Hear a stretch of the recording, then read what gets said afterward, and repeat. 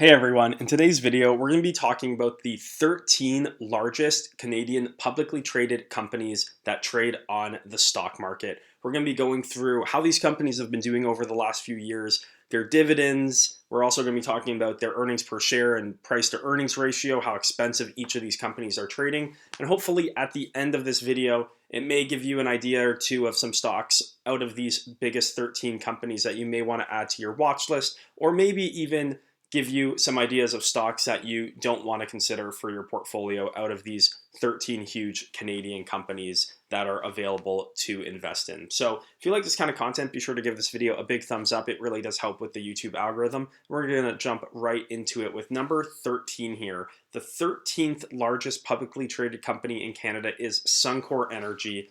Obviously an energy company, $60 billion market cap here. Trading at a trailing price to earnings of about 4.5% dividend yield. We'll get into their forward-looking price to earnings in a second. You can see here over the last 5 years, they've essentially gone nowhere on their stock price. Lots of these energy companies do have a lot of debt, so that has impacted the valuation with interest rates being this high. It's also been very volatile in terms of energy and oil prices over the last few years. So that's actually probably saved them, especially lately, with them getting out of this $23, $24 range all the way up, almost a double up back to where they were in 2019. The fact that energy prices have actually been pretty resilient and stayed pretty high. So this one, not really a total return in terms of capital appreciation, but they have been paying this 4 to 5% dividend yield at these prices every single year over the last number of years. They may have taken a little pause or cut during the pandemic when they had some macroeconomic issues. But for the most part, this company has been pretty stable with their dividend. Over the long term here, you can just see a lot of volatility. They hit their peak here in 2008 at about $70 right before the Great Recession. And then it's really all over the place. So it doesn't have a tremendous track record. In terms of earnings per share, they're expected to do about $5 this year, so trading just under 10 times current year earnings, and about $5.70 next year. So they're actually trading at about 8.5 times next year's earnings. But what's interesting is you can see a lot of volatility in analyst expectations. Some analysts on the low end expect them to make $3.40, which would put them at about 14, 15 times earnings, and on the high end, $75, which puts them closer to 6 times earnings. So they're really all over the place. Which is rare to see that kind of gap in analyst expectations. Just kind of goes to show the amount of variables and things that can happen to the upside and the downside on these kinds of companies. The second stock I'm going to be talking about, so the 12th largest company in Canada is Lululemon. Lululemon here, $48 billion USD company. So it's about a $63 billion Canadian company, I believe. This stock has done really well, year to date up 20%, last 1 year up 30%, last 5 years up 150%. So really strong chart here, just up and to the right, especially in the last 5 or 6 years, has really accelerated here. Don't pay a dividend on this one, and they've historically had a really high price to earnings, as they've really just delivered fantastic growth results, especially in the US market. Looking at their EPS here, going to do about $12 this year, so that's about 30 times, just over 30 times earnings. Next year at $14, they're in the high 20s still. So expensive stock for sure for this kind of business. But when you look at their overall market cap, trading at about a $48 billion size, if you compare this to like other giants that they can hopefully eventually catch up to, like Nike, there's still a lot of room to fill out that absolute market value if they're able to get there with time. So definitely a high growth company, an expensive company in conventional terms just by their price to earnings ratio. But they've really grown to be a huge Canadian company, number 12 out of all the publicly traded companies in Canada.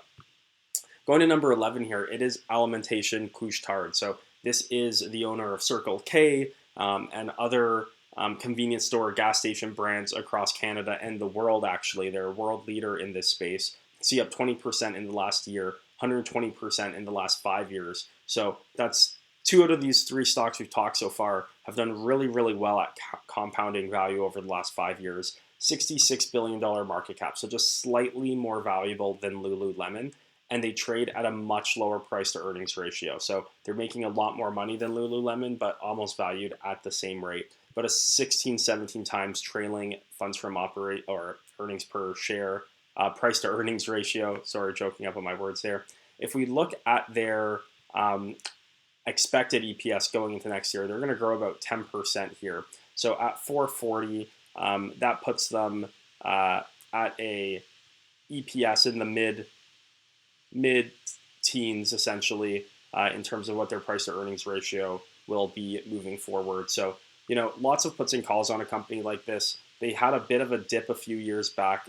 You can barely see it now, but the dip was about concern on if they're going to be able to integrate electric vehicles into their business model, with how much of their business comes from people gassing up at the pump, and then also those people who gas up going in to get a bite to eat or a snack as well. It's a really profitable addition to their business model. So if it's less people going to get gas, less people needing to make that trek out because they're just going to be charging their cars at home, how does that impact Alimentation, Couche Tard's overall business? Seems like they've flew by that narrative and just continue to make new all-time highs here, up at around $70 a share. So we'll see how it plays out. Now we are at the 10th largest company on the Canadian Stock Exchange is Bank of Nova Scotia. This one's actually had a really tough last 5 years, down 20%. So it's gone down in this list quite a bit. Market cap at about $73 billion, so about $7-8 billion more valuable than Alimentation Couche Tard, with a dividend yield approaching 7% on this one. The price to earnings ratio is 9.6 on a trailing basis. Looking at their EPS estimate, it's $7.17 for next year. So going back to their stock price here, they're trading at just under a 9 forward price to earnings ratio with that 7% dividend yield on it. So this is a pretty cheap stock from a price to earnings ratio, from a starting yield standpoint. But they have had some struggles, especially in their Latin American business banking division, with loans there and PCLs increasing there as provisions for credit losses have been increasing in certain regions on certain types of loans. So we'll see how they manage that. We'll see how that geographical diversification helps or hurts them in the medium term here. But definitely a much cheaper option out of these top 13 stocks here with Bank of Nova Scotia. The 9th largest company in Canada that you can buy stocks in is Thomson Reuters Corp. So obviously a media company here, $75 billion market cap, pretty big PE, trailing PE at 27 with a 1.6% dividend yield, but they do tend to increase it, up 12% in the last 1 year. Over the last 5 years here, up 140%. So another one, just tremendous results here out of these large companies so far for the most part, at $166 a share. We'll take a look at their earnings projections as well, going from $4.60 to $5 a share, give or take, next year. So on $5 a share, this one's trading still at about 27 times next year's earnings. Really expensive company, in my personal opinion. It's not one I've ever owned before. They're a multinational media conglomerate. They own lots of different types of businesses, and they also own lots of different news from the business side, the legal side. So very, very niche areas of the news cycle as well, with very high value viewers and eyeballs on them. If we look at their business over time, you can see here on revenue, $5.5 billion to 5.9 to 6 to 6.3 to 6.6. So they've driven their top line really nicely. Bottom line has been a bit more choppy. 3.9 billion to 1.5, 1.1, went all the way up. This must be an accounting dynamic, because no way they have that level of margins. And then in 2022, back down to 1.3 billion. So for a $75 billion company, personally like to see a bit more stability on that bottom line, but their top line has been really consistent over the last number of years. Going into the next stock here, and I think we're at 13, 12, 11, 10, 9. So this must be the 8th largest Canadian stock that we got here, is Bank of Montreal, another bank stock. Lots of banks in the top 13. $82 billion market cap, so pretty nice jump up from what Thomson Reuters was. 5% dividend yield, 11% trailing PE. We look at this one, down 7% in the last year, up 8% over the last 5. So in addition to the nice dividend yield you've been getting, you also got some capital appreciation. So lots of people say all the banks move together, but they do have some nuances, some differences. And when you compare a bank like Bank of Nova Scotia, which is down 20% in the last 5 years, and BMO, which is up almost 10%, that's a pretty notable delta over a 5-year period. So to those who just blindly invest across all the banks and assume they're the same thing, this is a bit of a case study that may not always be the right thing to do, or they may not always be the exact same returns, and you may want to think about a bit more about where you want your exposure within the banks. Not to say that past results are indicative of future results, but just something to think about here, because that's a preconceived notion for lots of investors.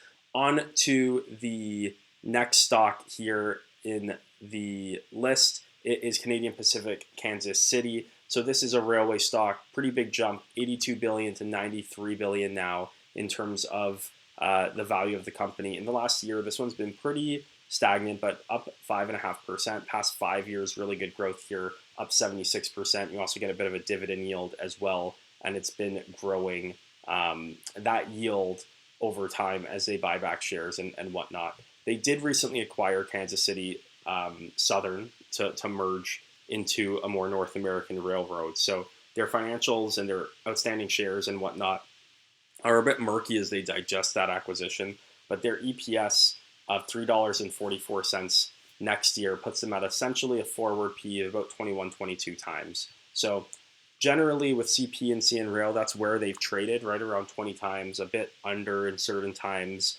a bit over mostly. During the pandemic when interest rates were really low, they were down at or up at 25 times earnings. So really just depends where you peg the value on these railway assets, but they're really hard to mimic or recreate. They're not really building new tracks anymore. So I tend to think that these are great assets to own here. I don't love the starting yield being so low, especially when there's an alternative railway that we're still to get to with a better starting yield. But it definitely is a company that's just gone through a reinvention and is probably prioritizing their capital allocation to driving synergies and making sure that that acquisition pans out and gets completely roped into the company. The next company here, which is the 6th largest company in Canada, I believe, is Shopify. Shopify is worth $95 billion currently, and oh boy, has this one gone on a bit of a whirlwind, all the way up to $200 a share, which is about 300% where it was now. Shopify was without a doubt the #1 most valuable company in Canada during the pandemic when they were at these highs in their stock prices. So to see them down about 2/3 of their value, and they're still in the top 10, even deep in the top 10 of most valuable Canadian companies, really goes to show how high their value went at their peak here. With that being said, looking at their earnings per share estimate, they're expected to do just about $1 next year. So yes, they're investing heavily for growth. They have a lot of CapEx. They're growing really quickly on the top line. They're investing in in-store capabilities in addition to just being an e-com play. All that aside, trading at about 70, 75 times earnings, super expensive company. So just beware that, yeah, they have a great future, but lots of that is being accounted for in the current price. So make sure to measure that when evaluating that as a potential investment option.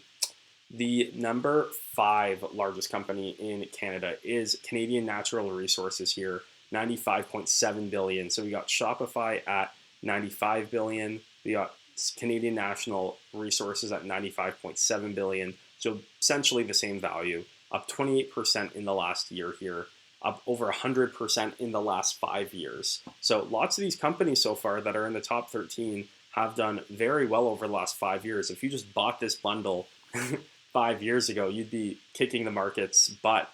So that's really interesting to see. Pays a nice 4% dividend yield. Looking at their EPS estimate here, about $8.40 next year. So trading just over 10 times next year's earnings estimates.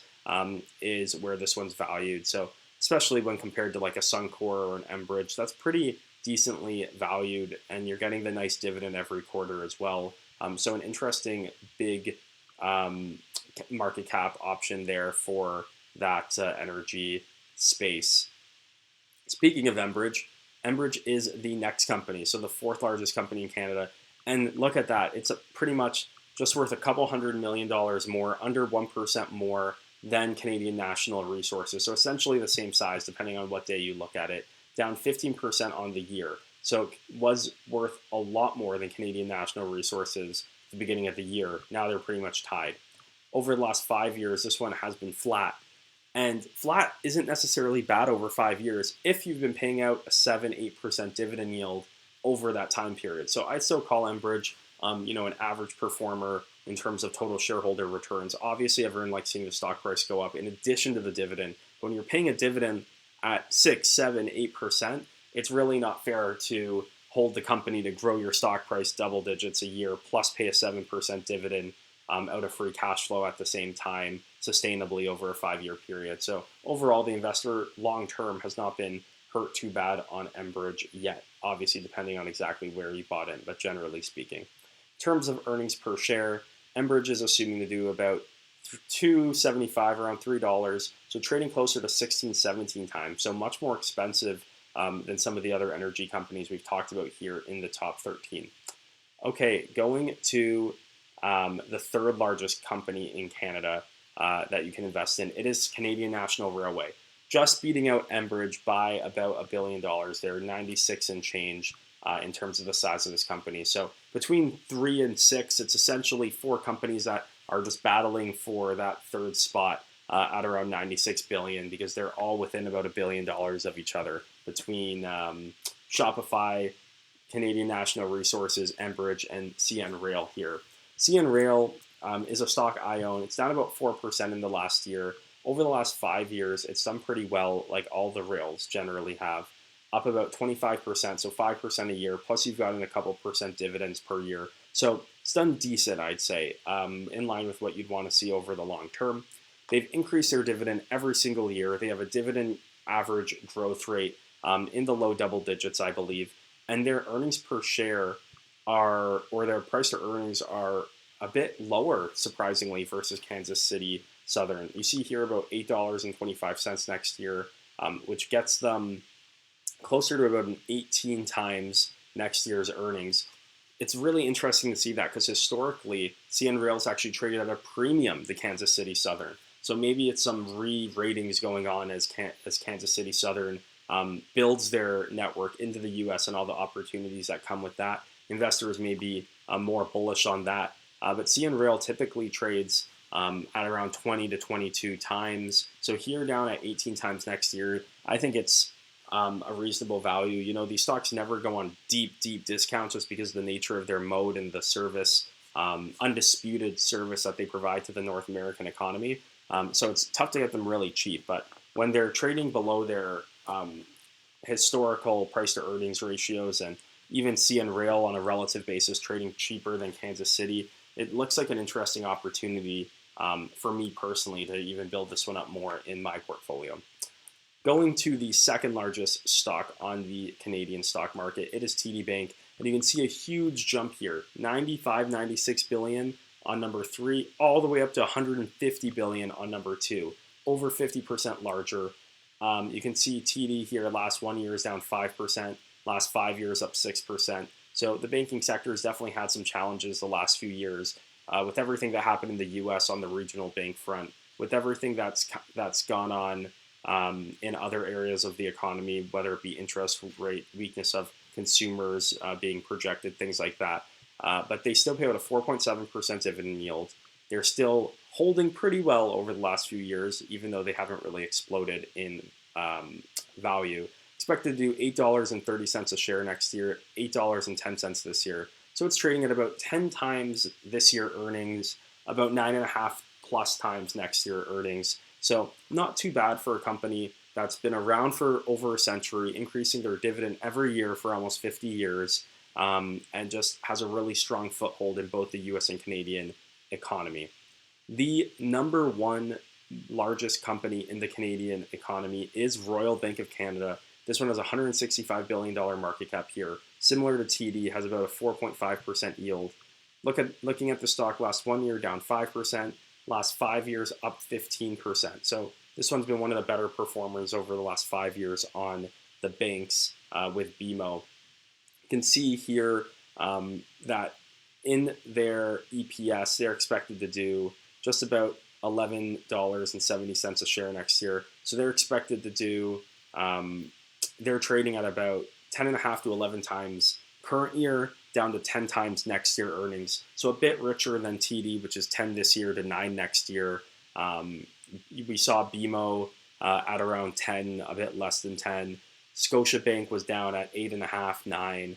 So BMO, Royal Bank rather, as the largest one, it does demand a bit of a premium. They have the biggest capital markets division in Canada, one of the biggest in North America actually, which is a bit of a point of difference with Royal Bank versus other banks in Canada. Some see that as a plus, some see that as more volatile, maybe a minus. It really depends on what state the economy's in and what's going on with capital markets. But that's definitely worth noting. Still pays a really nice dividend yield despite their slightly higher valuation, as does all of the current Canadian banks. But this one definitely has the crown currently, since Shopify went way back down with that $165 billion market cap. So I hope you guys enjoyed this video. As I look through all of these stocks, you can really see, generally speaking, these top 13 companies, we have a lot of really strong performers over the last 5 years. We got Lulu up 150%. We got Alimentation, Couche, over 120% growth. Scotiabank obviously was a bit weaker, but Thomson Reuters 140% growth. Bank of Montreal with the dividends done okay. Continuing to go through, you got Canadian Pacific up 76%. You got Shopify on the 5 years, crushed it almost 300%. And it's a bit of survivor bias here, obviously, because the companies that have done the best are obviously, or the companies that haven't done well are obviously not going to be in the top 13 largest companies. But it just kind of goes to show, as I continue to scroll through some of these, that lots of these companies have done really well over the last 5 years on total shareholder returns when you add in the dividend. So lots of these big companies tend to have strong moats, tend to have synergies, tend to have opportunities to scale technology investments and stuff like that, which ultimately come back into high shareholder returns as long as they're not getting disrupted in a major sense or having regulatory concerns. So that just gives you something to think about in terms of your portfolio allocation between large companies, mid-sized companies, small companies. But backwards looking, seems like lots of these larger companies have really been able to get through the challenging times over the last few years that we've had better than the general market. I hope you guys like this kind of content. If you did, be sure to give this video a big thumbs up. And if you haven't yet, be sure to subscribe to the channel. Would really appreciate that. And I'll see you guys in the next one. Thanks.